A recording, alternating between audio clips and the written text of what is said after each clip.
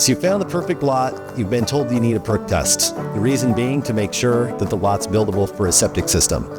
But you need to be aware there's several other factors that will determine if your lot is buildable for septic. The most common issues we find when we look at lots are slope, bedrock, wetlands and waterways, and lot size. When we come to a lot, one of the first things that we're going to look at is to see if the slope is 25% or less. If it is, the build will be fairly straightforward as far as the septic's concerned. If it's over 25%, it's going to be a lot more complicated. So if your lot has slope, the best thing to do to get started is to get a survey with topography so that we can analyze the slope.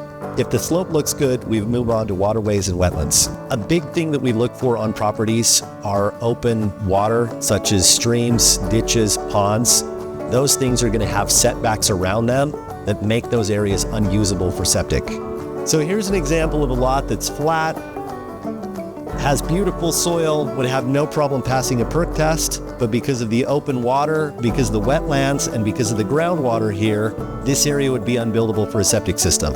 If you're looking to build a cabin on a mountainous lot, there's a chance that you're going to encounter bedrock. So let's talk about that. If you've got rock outcroppings or large boulders on your lot, odds are you've got shallow bedrock, which means you're not going to have adequate enough soil to absorb the water coming out of the septic system.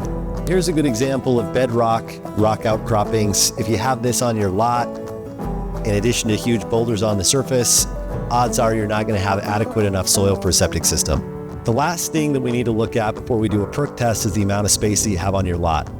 Do you have enough space to accommodate the house that you want to build and also put in the septic system that's going to be required? If you have a cut like this on your lot because of a driveway or something else, retaining wall, this is going to limit the amount of space that you have because this will create a setback off of it where we can't put a septic system.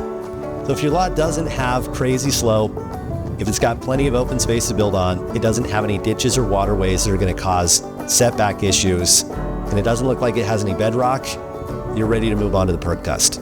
So what is a perc test? A perc test is short for percolation test.